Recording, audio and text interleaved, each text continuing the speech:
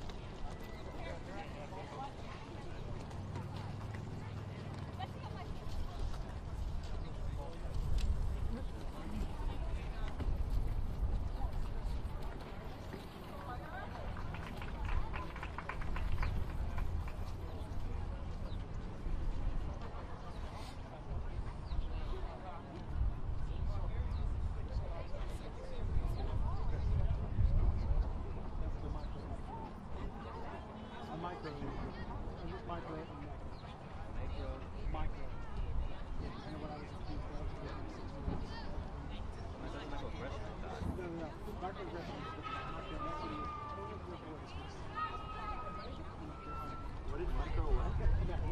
Micro inequity. Yeah, I have heard that before. I choose the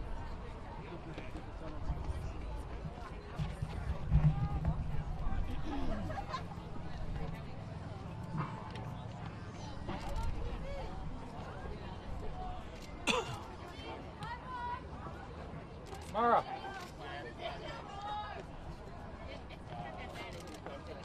Herding cats.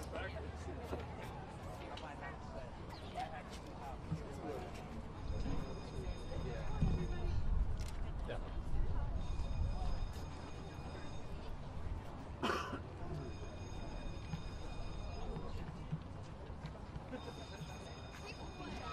Come on over.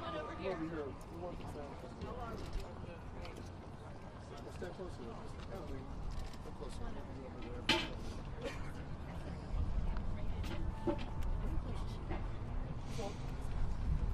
There we go. So, myself, Lieutenant Colonel, Captain, then Bryn, Connie Rice, Mr. Hoyer, Mara, Jan, Mr. Maloney, he's here, Mr. Chicano, Mr. Pappas, and this one. All right? Nobody listen to me. There you go. So it goes. Ladies and gentlemen, thank you all for coming. Thank you for being here, and thank you for an extremely important day for our country and a recent vote out of the House of Representatives. Equality has always been our country's moral compass. It was written that we are endowed by our Creator. We are all made in the image of God's children. So written in our Declaration of Independence, and it is etched in stone above the doors of the Supreme Court to my left. It's codified in our Constitution after a civil war. It is the very heart of our nation's pursuit for a more perfect union. And it is a lesson that has been hard earned and hard learned. For from our founding days, our definition of those men that were created equal has not actually reflected on all of our people. But our country's progress is about expanding that definition every single day, generation after generation. And so, when we gather here as a House of Representatives, the People's House, and we throw around words like freedom and liberty, we must confront the fact that still, in the world's most powerful democracy, there are members of our society, Americans, that still do not have the freedom to be free for who they are. And in a policy announced by tweet by the Commander-in-Chief of our armed forces, said that those individuals, trans servicemen, men and women in uniform, that their contribution wasn't valued, that their dedication and commitment to our country wasn't worth it. And we today, the House of Representatives, in a bipartisan way, said that's wrong. We said no. We said here in our country, if you can wear the uniform, if you can meet those standards, then your contribution counts. Your government's got your back. We will stand by your side. We will fight for you as you fight for us. And today, in a resounding vote, bipartisan vote, the House of Representatives sent a message to the Department of Defense and to the Trump administration that we will continue to make good on that founding promise. And with that, I want to introduce Lieutenant Colonel Ann Murdoch. Good afternoon. Thank you very much. I'd like to thank Congressman Kennedy and everybody that supported this resolution. It sends a very important signal to our service members that are in harm's way right now defending their country. They need to know that somebody's got their back. They're defending our nation. They need to know that the nation supports them in return. I served for 24 years while trans. I transitioned after I retired from the Army as a lieutenant colonel. As a retiree, I'm subject to recall to active duty in case of national emergency or if I'm just needed in a time of military personnel shortages. Right now, it's a very difficult recruiting environment for the Army. The Army has just reduced its recruiting mission. There's only about 30% of age-eligible Americans that can qualify to meet military accession standards. There's low propensity to serve. There's a shrinking number of people that have direct family connections with a military member. All those things influence the rate at which people enlist and join the military. We are sacrificing the talents of people that are ready, willing, and more importantly, able to contribute at high levels to the United States military. This ban affects doctors, pilots, linguists, intelligence experts, people with highly specialized skills that are hard to come by, that the military is fighting tooth and nail to attract into the military to serve their country. And we're turning away people that have proven their worth and proven their abilities in combat. So this is symbolic, but it sends a very important message. I served while trans. I can only imagine how much more effective and better I could have done had I been able to live openly and get the medical care and treatment that I needed to live my life. I missed 10 days from work because of my gender dysphoria. 10 days. I could be ready as a military retiree. As a retiree, I'm subject to recall back to active duty.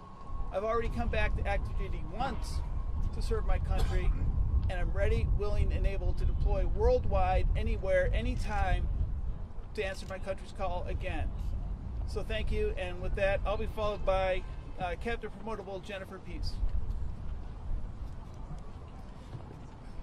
Good afternoon. First, let me thank Speaker Pelosi, Leader Hoyle, Representative Kennedy, and all of those who have met with us, listened to us, and supported us. I've been in the military for 15 years, and as an Army officer, I've always been told that it's important to choose the hard right over the easy wrong.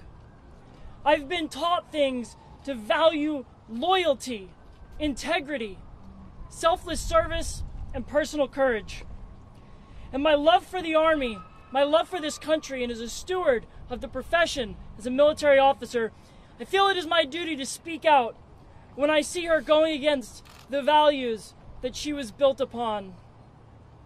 In the past, the military has discriminated against people who could serve based on the color of their skin, based on their gender, and based on their sexual orientation. This ban is another example of discrimination based on something other than your performance and your potential. Inevitably, this ban will result in one day having no openly serving transgender members in the United States military. And it will be a return to the failed policies of don't ask, don't tell, this time for trans people. We will continue to fight for the right to fight in the United States military for all of those who are qualified, capable, and willing to serve in the United States Armed Forces. Thank you, and I'd like to introduce Marine veteran Connie Rice.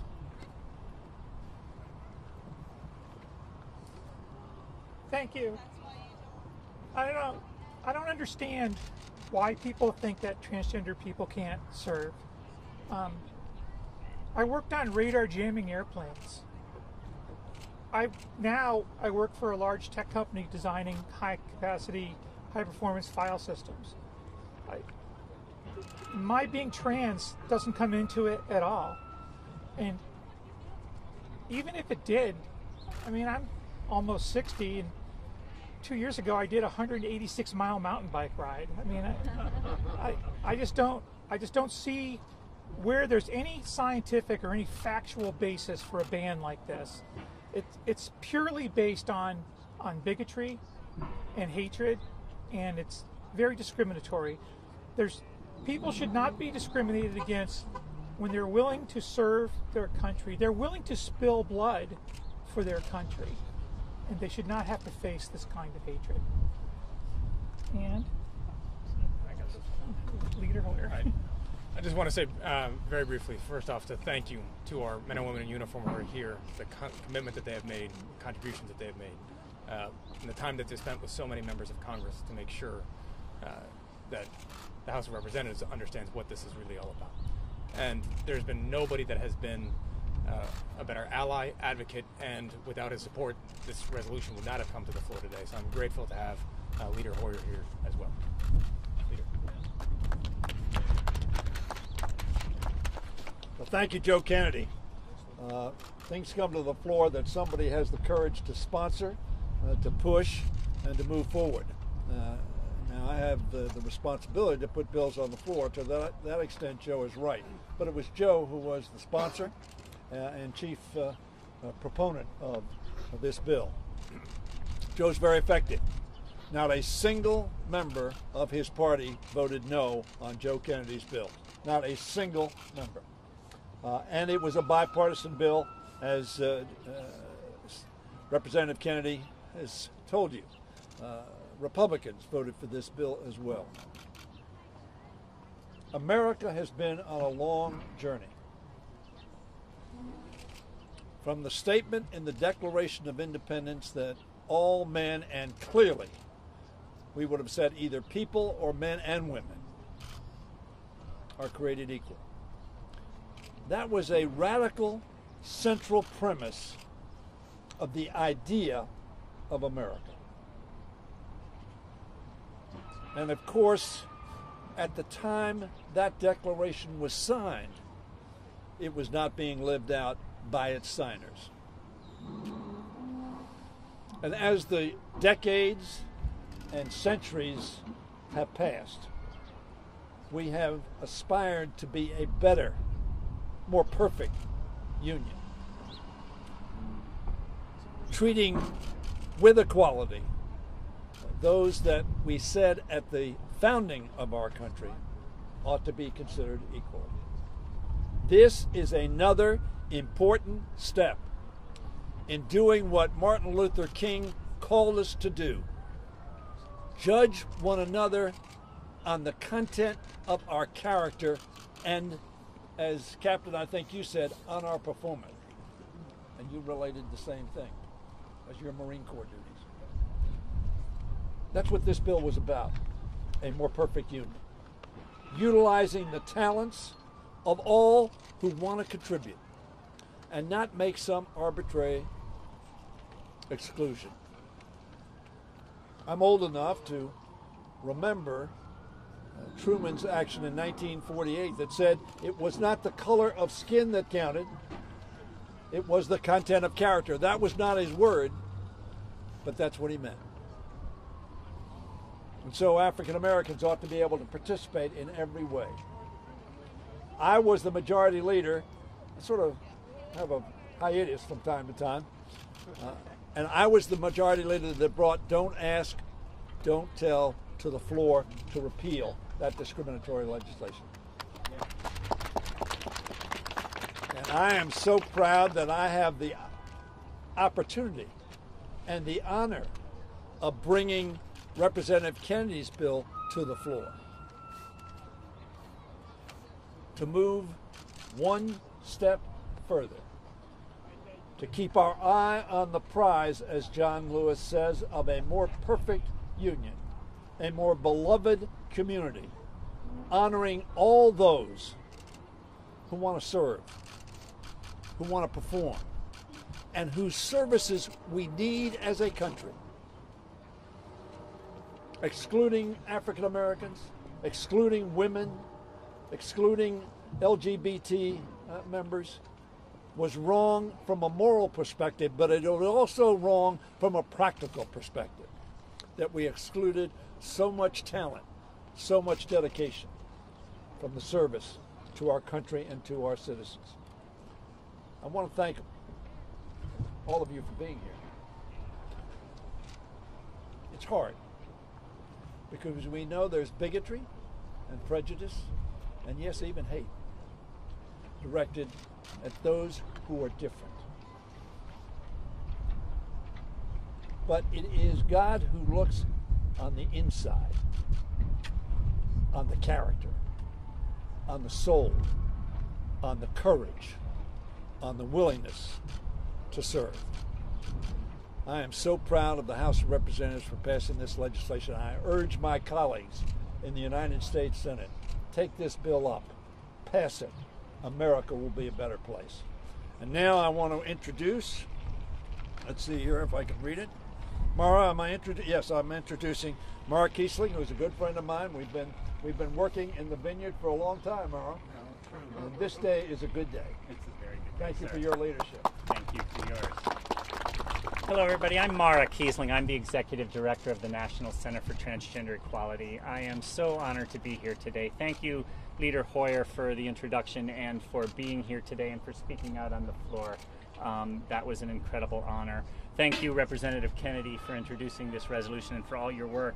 And I also very much want to thank the other representatives who are here today, Representative Schakowsky, Wexton, Pappas, Maloney, and Takano, in that order. I mean, in the order they're standing, I should say.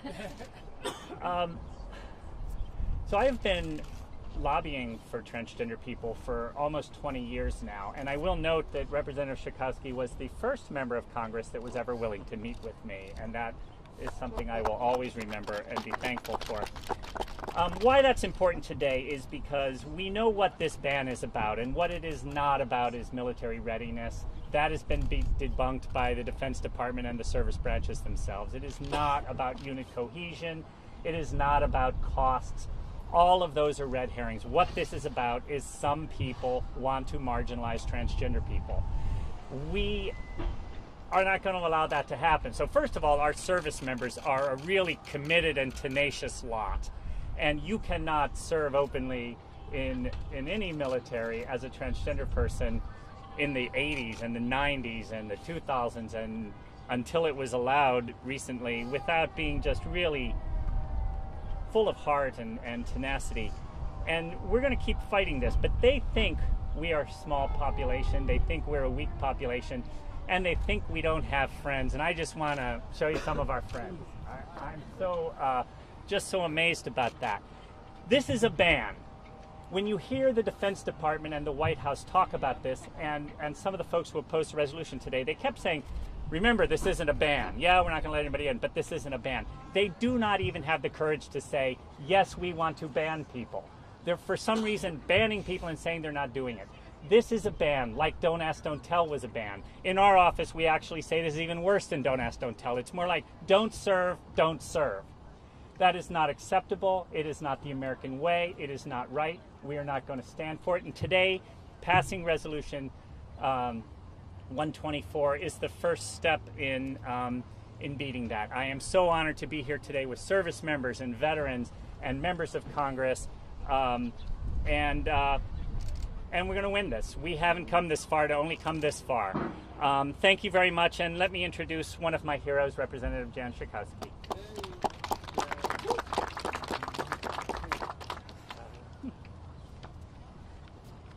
Thank you, Mara. It's a pleasure to be here. And as you heard from Mara, we go back a long way together. And I've been an advocate, an ally of the trans community for a long time. But I'm here today for very personal reasons. I'm here now as the proud grandmother of Isaac, my transgender grandson. And you know, Isaac is in college now. I don't see Isaac as choosing to go into the military, but I believe that the attack on transgender people and trying to eliminate them from the military is an attack certainly on all trans people, but it's really an attack on all of us who believe in equality. It is ridiculous. It is stupid. It's a stupid idea. I think we are suffering in ways seen and unseen. It's certainly a danger to our national security. It is certainly a danger to our progress as human beings and as a country and our values. But on the optimistic side, I want to say, I want to thank all the communities, the gay and lesbian and transgender communities, and all the allies, my colleagues in Congress and the advocates who have made the world safe for my grandson. Because I believe that this vote today in Congress is reflected that a majority of Americans, ordinary Americans, not just members of Congress, not just that the majority of people now in our country believe in equality for trans people, for gay and lesbian people, for people of all different races and religions. I think the younger generation is over it. They're done with that kind of feeling of discrimination and believe in their hearts that diversity makes us strong. And so I am here as a proud grandmother, but also a grateful grandmother for the effort that's being made. I thank Representative Kennedy from the bottom of my heart for making this a priority right now. It's so good for all of us, and it's certainly good for my family. Thank you very much.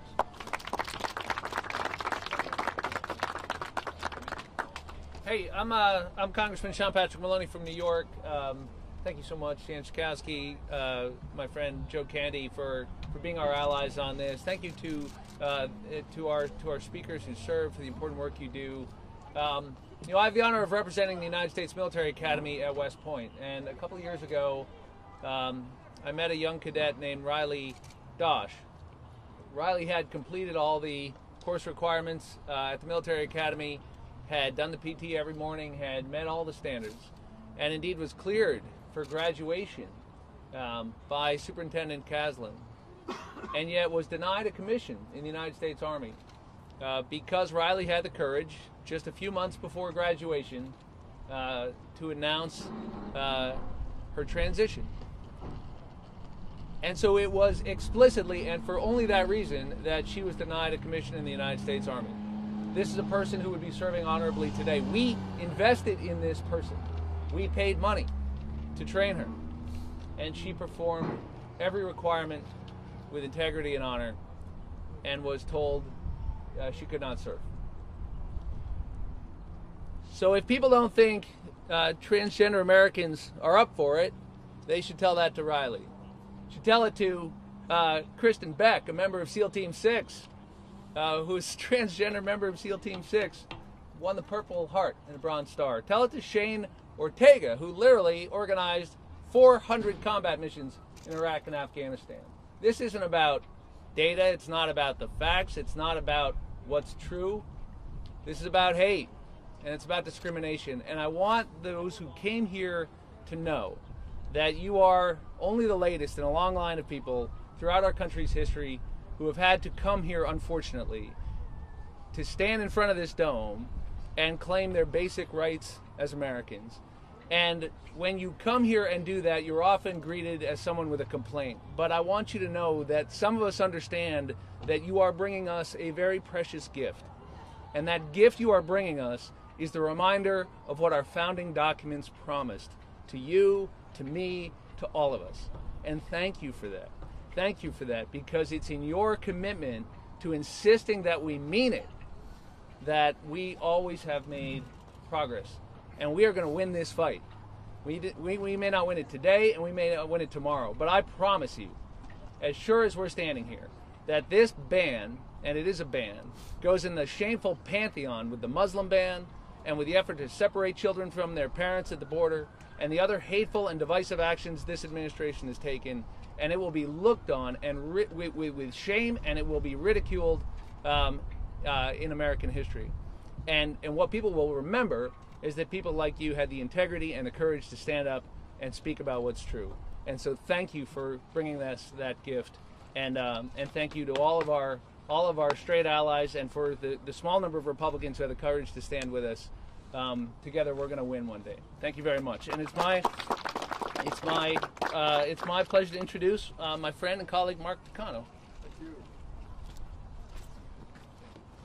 Thank you, Sean Patrick Maloney. Thank you, Representative Kennedy, and my colleagues for organizing this press conference, and everyone for being here to support the brave Americans who answered the call to serve their country. To all the trans service members here today, and to those who are currently serving at home and abroad, thank you for your service. Thank you for your service. If the Commander-in-Chief is unwilling to thank you for your service, we will. If he is not grateful for your sacrifice, we are.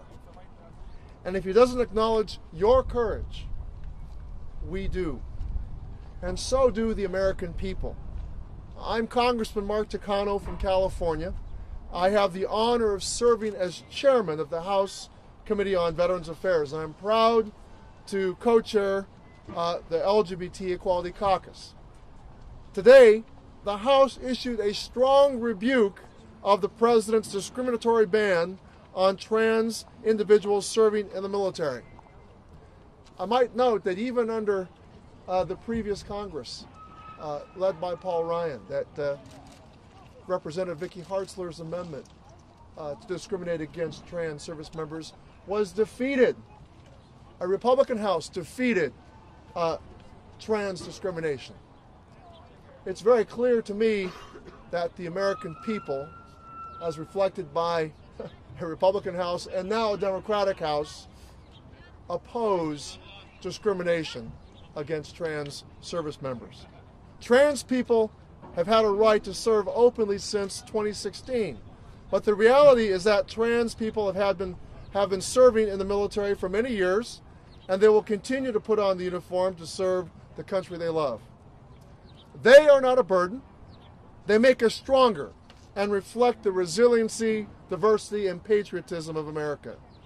This cowardly and bigoted ban has not only been an insult to trans troops, it has also been a danger to our national security and a betrayal of our values.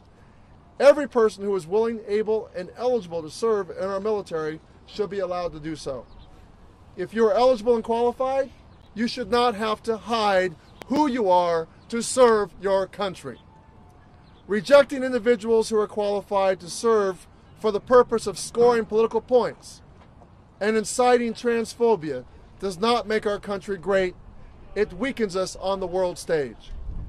As we await the courts to continue ruling on the legality of this ban, with the passage of today's resolution, Congress is making it clear that we stand with trans troops for their rights and for our American values.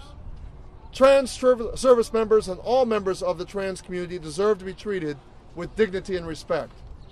We will continue fighting for their right to serve and for their right to live free from hate and discrimination at every level. Thank you again for your service. And now I'd like to introduce my good friend, the gentleman from New Hampshire, Representative Chris Pappas. Well, thank you, Chairman Takano. Thank you to my colleagues from the House of both parties who stood strong today at this historic moment. Most importantly, thank you to those who are serving or who have served this nation for standing bravely here with us today. This day is for you, and I want you to know that I didn't come to Congress with as part of a big new freshman class to fall victim to the old hateful policies of the past. We came here to change things for the better. And I think it's important that we say loudly and clearly in this nation that we don't live in Donald Trump's America, that this country still belongs to all of us. It's the United States of America. Our values haven't changed, our Constitution hasn't changed, and we need to make sure that we stand up strongly for equality for each and every individual. 130,000 transgender individuals have served this country. There are 15,000 in active service today who would wear the uniform of this country. And this is discrimination, plain and simple. It's an outrage that we've got to stop. Fitness to serve shouldn't be determined by your gender identity any more than it should be determined by your race, your religion, your sexual orientation, your gender. Telling a certain class of individuals that they're no longer welcome to serve, that they're inferior, that they're less than, is a fundamental injustice, and it's inconsistent with our values. We know from this country's not so distant past that so-called unit cohesion arguments are a familiar excuse for discrimination.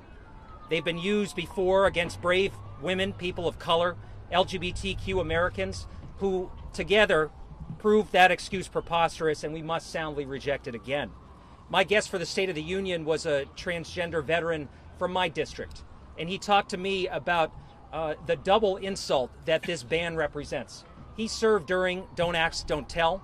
He left honorably for military service because he felt unwelcome, was unwilling to, or was unable to live his truth. And now today, we have insulted his service, this president has, by proposing this ban. This country prides itself on having the best and brightest military in the world. And if we're truly going to maintain it, we need to allow the best and brightest to serve and create an environment where they want to serve. At a time where we're facing growing threats at home and abroad, at a time when we must step up our military recruitment efforts, this ban is a threat to our military readiness and our national security. So I hope Congress will do the right thing for our service members, for the safety and security of individuals and of all Americans, and for our values, for our shared values, to stop this ban dead in its tracks. Let's put this where it belongs, in the ash heap of history.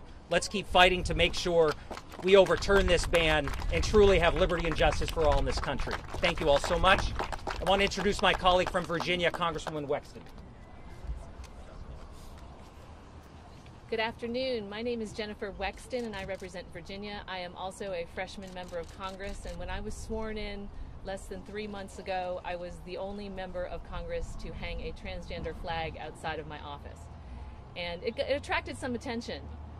But I would suggest that all of you go over to any of the office buildings across the street after this press conference, and you will see scores of the same flag hanging in front of members' offices proudly.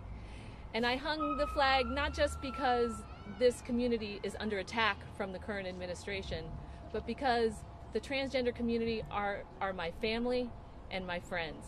And guess what? They're your family and your friends too. This ban is not based on evidence, it's not based on facts, it's not based on military readiness or any recommendations of national security or DoD professionals. It is based on ignorance, it is based on bigotry, and it is based on hate. I am delighted that a bipartisan coalition of members of Congress came together to pass the resolution today, but we will not rest until this ban is ended. Thank you.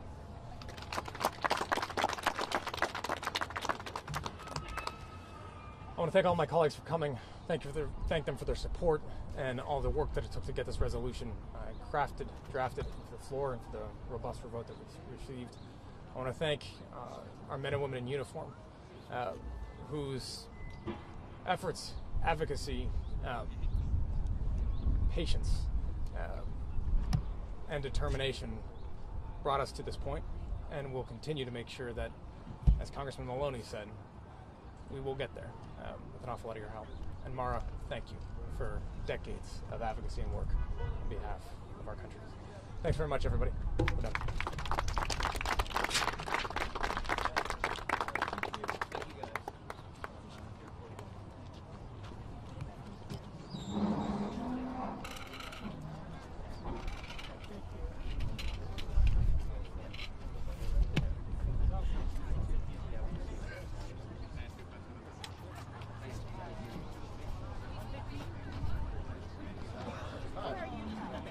California, Riverside, California.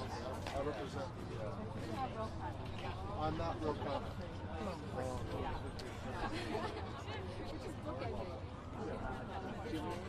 Are you? Card. Oh, good. Yeah. He's done that. Mara?